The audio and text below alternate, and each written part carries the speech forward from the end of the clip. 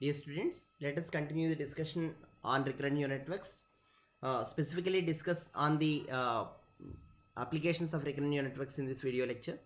Let us see in combination with convolutional neural networks and recurrent neural networks what are all the applications we can target. Let us understand about the encoding decoding formulation of these architectures in several applications like machine translation, image captioning, etc. Also, let us see a few of the important aspects like attention mechanism, how that applied in say CNN RNN architecture or an RNN architecture. Uh, so in the previous video lecture, we have discussed about the overview of theoretical aspects of recurrent neural networks and long short-term memory cells. So we have seen the diminishing and vanishing gradient, diminishing and exploding gradients problems in RNN. And as discussed, the exploding gradients problems are tackled through clipping, whereas the diminishing gradients problems are tackled through architectural changes. So because there is if we have large number of RNN cells over which the backpropagation has to happen, then the roughly the gradient backpropagation is proportional to the W power 10. If say if there are 10 cells over which the backpropagation has to happen, and the eigenvalues of this W, if they are greater than 1, the exploding gradient problem happens, and if they are less than 1, the diminishing gradient problem happens. And to avoid the diminishing gradient problem, the architectural changes suggested are either gated recurrent units or long short-term memory cells. So we have seen in long short-term memory cell there is a cell state, that intermediate cell state, that is only multiplied with element wise multiplied with forget gate, and there is that connection is almost like a bypass connection to update any the hidden state of the LSTM cell. So this there is a bypass connection through ST, and that helps in better gradient back propagation in HT. So that we discussed in the last class. Now let us see how in applications how are these applied, and what are the what are they learning. So for example, if I want to predict here the next word in a sentence, so we can have an RNN for doing that. So what this RNN doing is, say at any given time, if I want to predict the sentence, what the probability of this word. So for example, at any given word, assume that there are set of words in my dictionary, and among these set of words, say 1000 words or vocabulary. Among these 1000 code words, I would like to get any of the word, and the probability for which word the probability is high, I assume that that word is the proper prediction that by that corresponding RNN cell and or LSTM cell. So now each of these are now either RNNs or LSTMs, each of these cells now. So now if we what we are essentially trying to see are what is the output of a RNN cell is the probability that yt given all yt minus 1 up to yt minus 1. That means given all the previous predictions of the cells or the inputs, so what the current cell predicts. So this we are trying to maximize in the cost function. So usually RNN, while training RNNs, there are few things that we need very good focus or importance. One is the data for training, and say how we make the vocabulary. For most of the sentence analysis stuff, we have actually some corpus developed by researchers, or dictionary words, etc. And the model that either how does it relate input output and the state, either through LSTM or RNN, etc. And based on that we have a cost function finally. So on this cost function, what is the algorithm to minimize or maximize the cost function. Most of the applications can be catered through the architecture called encoder decoder architecture. Usually, say for example, if you want to do this application is image captioning, so where we want to give a caption to this image, for example. So here if you want to say a person is throwing some say desk, for example, so then a person is need to be given attention, and this disk is to be given attention. So then the regions where these important objects are need to be encoded with more attention while doing decoding, or while decoding they have to be paid more attention. So the question is, how do we pay more attention to such regions? Before we get into that, even like what are all the say these all once we give to extract better features from an image, we can use CNN architecture. We use usually CNN architecture. This gives deeper features, so this gives more high level features of the image, and these features are in some sense encoding of the image information. This block is referred to as encoder. Once this encoded information is given to the decoder blocks, based on the like these decoder blocks will be able to decode the information. A man is throwing some disk or whatever, so now uh, mm, the this encoded output may be fed to only the first initial state, or to each of the inputs as well. Each of the, say for example here, so each of the cells we can again fed the encoded information. So it's like this. Okay, so there are different ways of doing this. Is also a usually better way of doing. So as a whole, this forms the encoder and this forms the decoder. And while training, the back propagation goes here, and then the back propagation from here again goes here. And this can be independently trained before for say classification or some framework, so that actually this is pre-trained, from where we can start the whole end-to-end training to go on for image captioning network. And here this is the application where we want to give a question and we need to answer. So for example, it is raining outside, the ground is wet. So there are a series of words here, and there is a series of words we need to get output. So here the encoder is RNN, because its input is also a sequence. Wherever the input is image, we usually image or video will have CNN as the encoder. Otherwise, wherever the sentence or the sequence is their input, we have the encoder also as RNN. Similarly, wherever we need to take a classification, you can have a CNN at the output, decoder as decoder. And if we have a sequence to be generated, RNN is the decoder. Okay, so you can see here also we are decoder and encoder both are RNNs.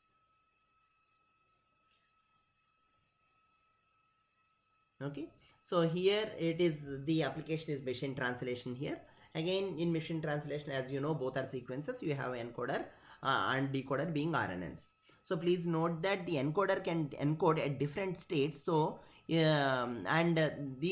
encoded states, the output state alone may be fed to the decoder, or even the intermediate states also may give like with different importance, they may fed to the decoder.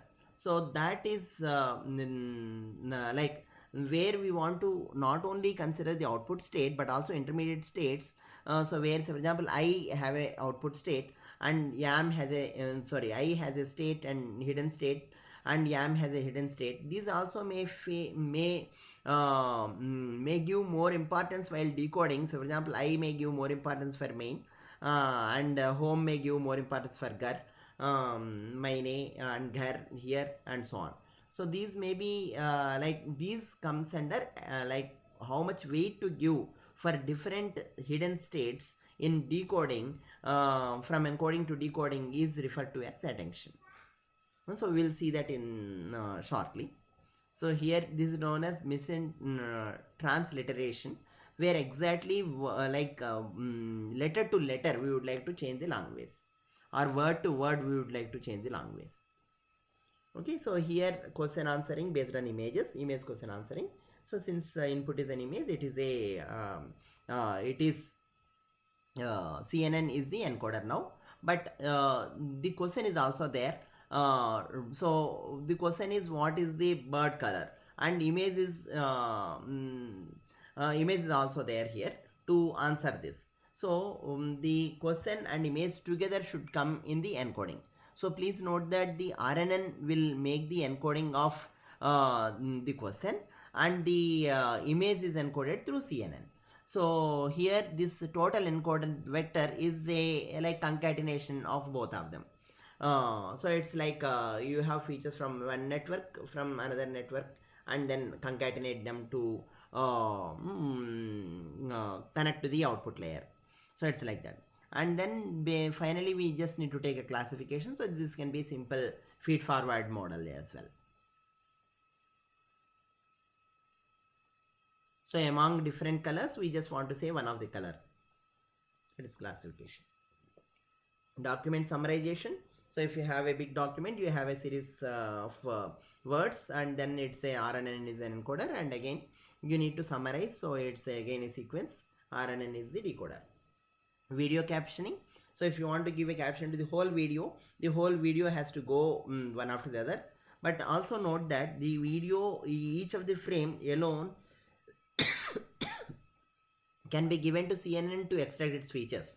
But to extract features overall, so each of the features can be given as inputs to an RNN, and then this RNN works on the top of CNN features from respective frames, and this gives the encoding, and this encoding is given to the decoding RNN. So please note that here this is referred to as CRNN. Okay, so it's both CNN is also there and RNN is also there. This is actually video classification, where we want to classify different video content into different Surya Namaskaras. If we have actually 12 Surya Namaskaras, we say it is 6 are which is the pose of Surya Namaskara or something like that. Here also, if we have a video content, if it is image based, then only CNN is encoder. If you have a video based classification, then it is a CRNN is the decoder. Sorry, CNN is the encoder, and decoder can be a simple feed forward network. Here again, conversation machine. So if you are asking some question, it is answering. So it's again sequence to sequence. So it's RNN encoder and RNN decoder. So now let us see actually how say different importance to the different states can be given while decoding the information. So encoded states we would like to give different importances now. So here maine ghar ja raha hun. So here say mine, if you want to make a translation, so I is more like directed to mine. So here there are 5 input say for example input states. So there are 5 input states, assume that, and we want to map to 4 output states. So there is a matrix of attention, assume that, such that the matrix of attention maps these 5 input states to 4 output states. So then in that matrix of attention, the first say first to first there has to be good mapping. Say it is 1, and it doesn't depend upon the rest of the things. So it is 1 0 0 0. Whereas say for example so the output, third output, for example going is that ja raha, both of them are important. So 0.5 is given as the attention. It is like say for example this attention matrix is like made explicitly with the weights by looking at the input and output, but usually we would like to learn this attention matrix. That means how much importance is to be given to each of the hidden states, like each of the encoded states to decoded state while decoding different decoded states.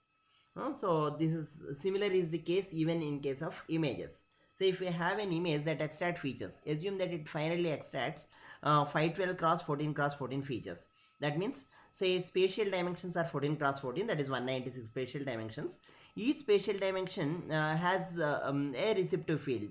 Initial receptive field may be like this, and say each spatial feature here has a receptive field. Okay, and that receptive field, in that receptive field, the information is encoded in terms of 512 cross 1 vector.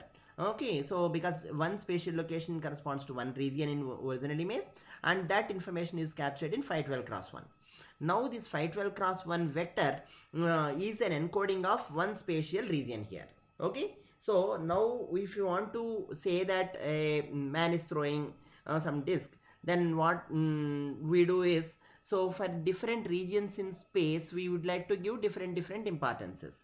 So this region may be given more importance, so this at any given pixel here has to be given more importance, and remaining pixels has to be given less importance, assume that. So in that way the attention has to be given to each spatial location or each 512 cross 1 vector in this 196 locations. Okay, in this 196 spatial locations, that is 14 cross 14 spatial locations. Okay, so now the number of states that we assume is 196, because each spatial location is considered as different state, different hidden encoded state. So now each state is 512 cross 1. So please note that this is 512 cross 1. It is not 12, it is 512. Okay, now if to give an importance, how do we make an attention is the question. How do we make attention is, assume that the feature vector at each spatial location is one encoded state, that is Cj, which is 512 cross 1, and there are j varying from 1 to 196. Okay, now each of the state of RNN, see this we want to give it to an RNN decoder to say that a man is throwing something. Okay, so if you want to give it to that, so st is the decoder state. So we may have actually 5 states in the decoder, assume that. So then the attention scores from jth is encoder state to t decoder state is EJT. Okay, so it's like, see what we have now is we have actually so let us see, try to understand from here. Yeah, so we have j like j varying from 1 to say 196 encoders here, assume that, and then encoding states, and t varying from 1 to 5 decoded states here. Now what we want to do is we want to learn a attention vector, attention weight for for each of the state here to all, from with respect to all the states here. So when I consider a state here, it has an attention vector of dimension say 196 cross 1 in earlier example, and this also will have 196 cross 1. Such things you have 5, so 196 cross 5 is the final dimension of the attention matrix that I get. This attention matrix, how do we learn is, assume that each of these hidden states are like input to say, from here to learn the attention weight we have a layer of feed forward neural network, because usually if layer of weights are considered for learning, so we use a layer of weights from here to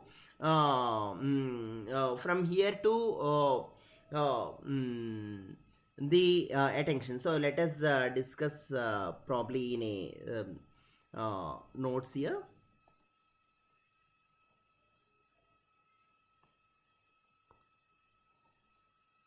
Let us discuss on the attention mechanism.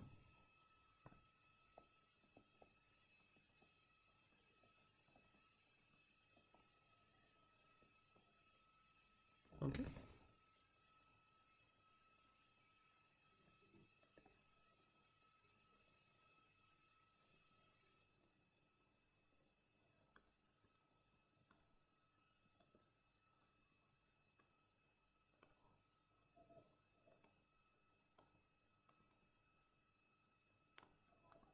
Okay, so assume that actually you have a set of hidden state here. I am not drawing the whole thing.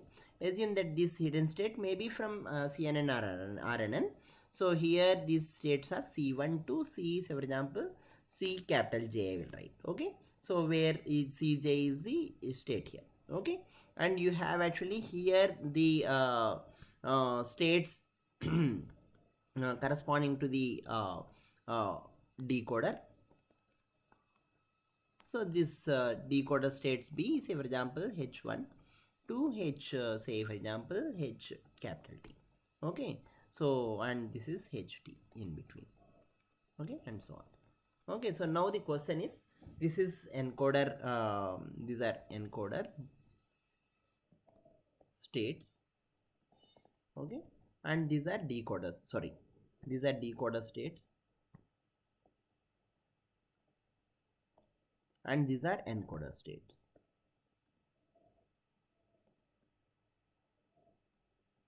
Okay, now the question is, how do we make a attention mechanism?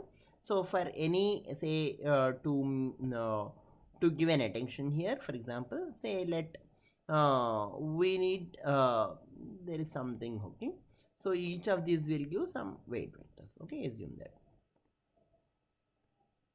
Okay, so this attention, assume that for E J T represents the attention score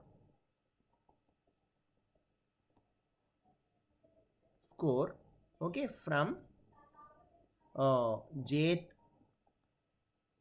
encoder state to tth decoder state. Okay, so assume that this is the case. See how this learning of this attention score is done is what is the question. Okay, and once you have EJT, that is attention score, the alpha JT, that is attention probability. Okay, attention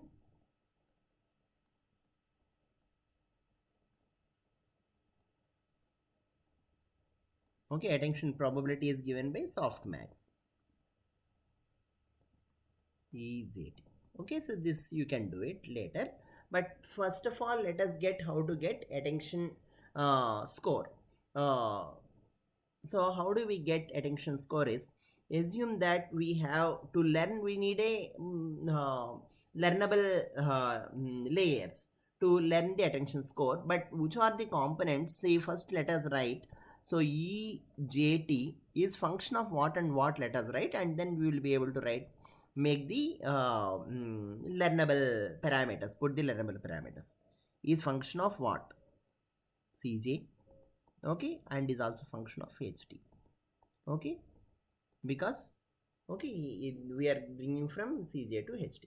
Okay, so now if you want to put it explicitly, so some say some or WHE we can make, or WEC of, so some W1. Okay, I will make UV. Okay, is to make the thing simple here, I am writing U times CJ plus V times or W times HT. Okay, this may be multiplied with say tan H or whatever. Okay, and this may also be multiplied with say some attention, say so what we are doing is, we have a layer that lens that brings this C to say we have a network layer that connects C here. Assume that this is all C. Okay, C's, and this is all, say for example, this is all H. Okay, and both of them will go on to different layer.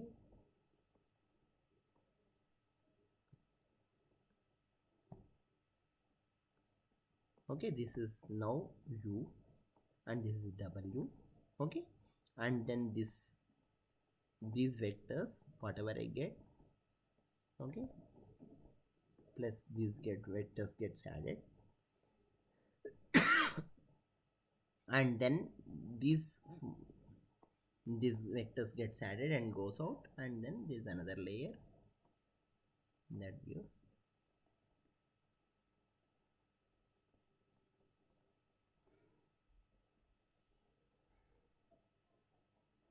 Okay, this is what is happening. So this is actually no, intermediate, these two are gets added. Okay, these two gets added, and then so this is how we this is the this is one of the possibility for learning the relation between the scores and the relative importance of in finding out decoding H to C. Okay, so there may be different ways of learning it. So this is one way of writing the attention scores.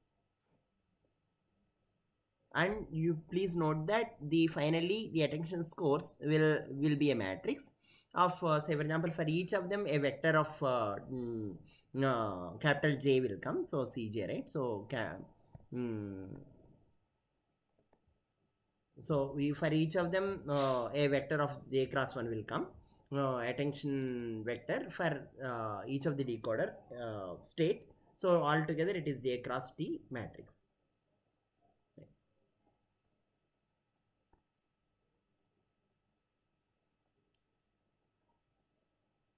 Yeah, here you can see the continuation of our discussion. So you can see exactly the same here. So the attention here can be learned from ST and previous state and so for example previous state and CT. Sorry, this is what is the correction to be made.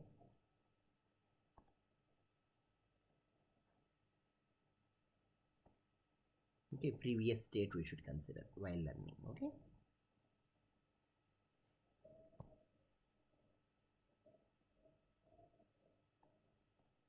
So attention at current state is function of previous state. Okay. So everywhere T minus 1 will come.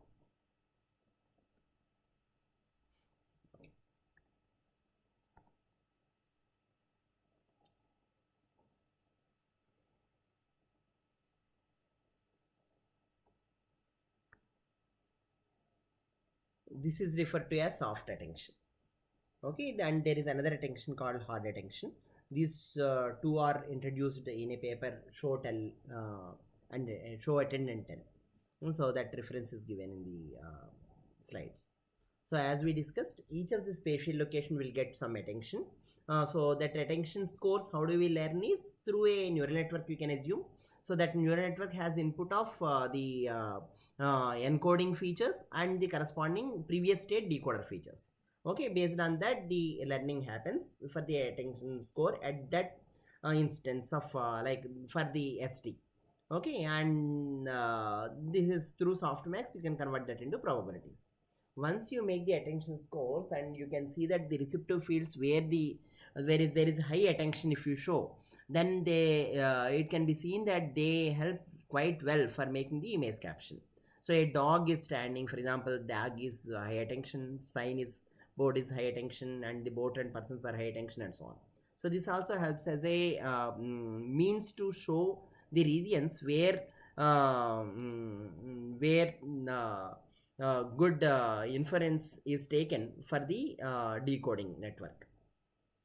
Similar is the case even for the RNN based encoder and decoder. Here also you have different states. So each of the state is given different importance while learning while decoding.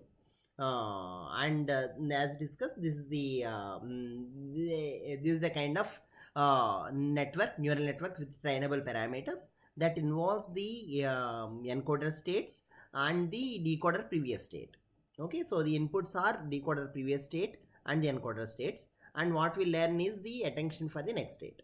So to give the importance for the next state, what we are using is decoder state and the previous states we are using as input. Based on that we will learn this attention for the next state. Okay, so as you can see, when you consider all of them, because attention is used at all locations, it becomes a matrix.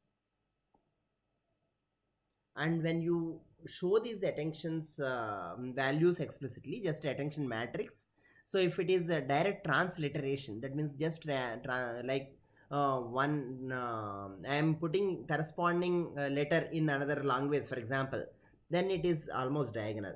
Whereas in summarization, it may not be diagonal. Some importance may be given to different like words or frequently occurring words probably. And this is a slightly different depiction where you have CNN features and then through LSTM you are giving the importance while giving the image captioning. And this is a slightly different depiction again. So where CNN features are there through which you are learning an attention mask, and the input now is attention, say for example the attention as well as the and decoded word for the next word.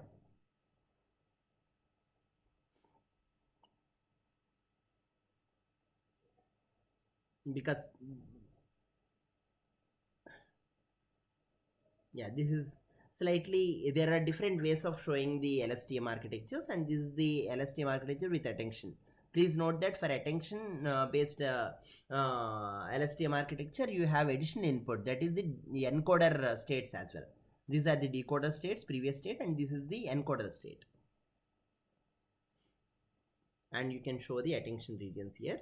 And there are two kinds of attention, as I said. One is soft attention, where like the region is shown through softmax finally, and there is a hard attention where there is an attention or not. So it is, the details of this you can see in the paper, that is show tell, show attend and tell, for image captioning. So image captioning with a, so you can, this we have seen before. There is another work, in fact, done by Gautam, for Gautam and team for NVIDIA hackathon, for spoken language recognition, where they have used CNN for feature extraction from short time for a transform features of speech, and then they used an LSTM for identifying the long ways. So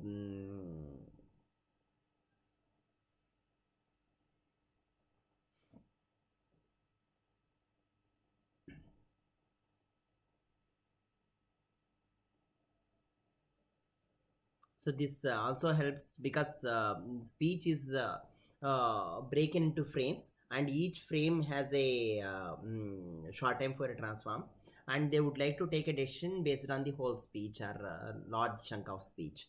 This LSTM connects temporarily that, and finally gives a classification for the language. In summary, we discussed about RNNs and then LSTMs. We have also seen the gradient diminishing gradients problem while in RNN, and we also have seen how this vanishing gradients problem is tackled through cell state in LSTM. And these examples that we have discussed now show some of the examples, some of the applications of RNN together with CNNs for various applications. Thank you.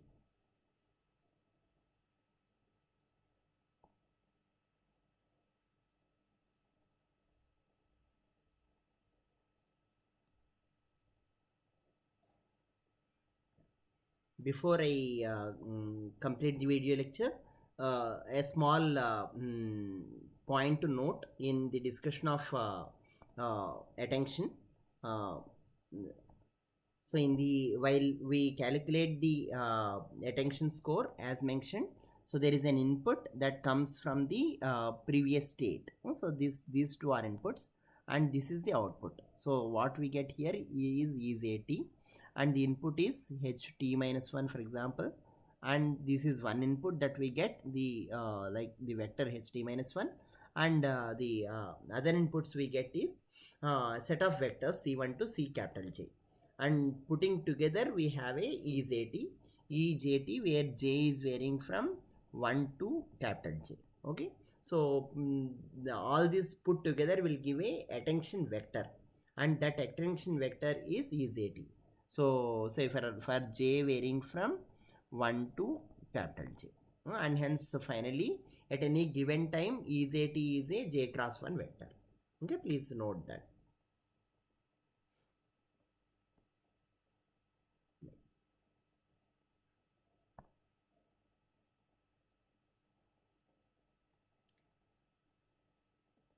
Thank you then.